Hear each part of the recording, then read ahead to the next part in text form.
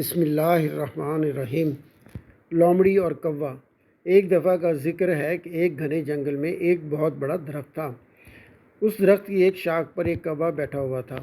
اس کے منہ میں ڈبل روٹی کا ایک بڑا سائز سا ٹکڑا تھا، جسے اس نے شہر کے ایک گھر سے احمد نامی بچے سے چھین کر حاصل کیا تھا، اور وہ اسے کھانے کے لیے بہت پرجوش تھا۔ اتفاق سے ایک لومڑی وہاں سے گزر رہی تھی۔ اس نے کوا کو ڈبل روٹی کا ٹکڑا منہ میں لیے دیکھا تو لومڑی کے منہ میں پانی بھر آیا۔ وہ ٹکڑا حاصل کرنے کی ترکیب سوچنے لگی۔ لومڑی کوا کے پاس آئی اور اس سے بولی، اے کوا، تم کتنا خوبصورت اور پرکشش لگ رہے ہو۔ تمہارے پروں کا رنگ کتنا شاندار ہے۔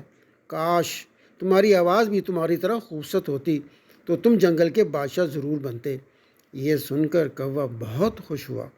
اس نے لومڑی کی تعریف کو سچ سمجھا اور یہ ثابت کرنے کے لیے کہ اس کی آواز بھی اتنی ہی اچھی ہے جتنا وہ خوبصورت ہے، یہ کہہ کر وہ زور سے کاں کاں کرنے لگا۔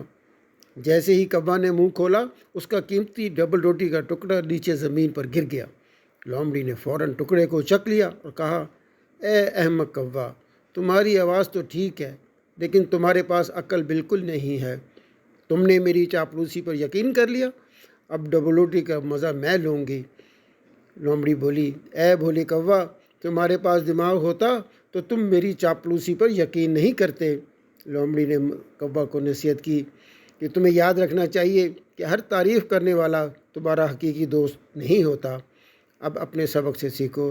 یہ کہہ کر لومڑی ڈبل روٹی کا ٹکڑا لے کر وہاں سے چلی گئی اور کوا شرمندہ ہو کر خالی منہ درخت پر بیٹھا رہ گیا۔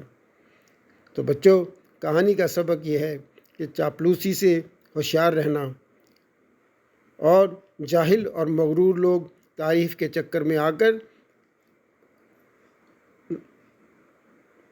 ہمیشہ عقل سے کام لینا چاہیے، دوسروں کی باتوں میں فوراً نہیں آنا چاہیے۔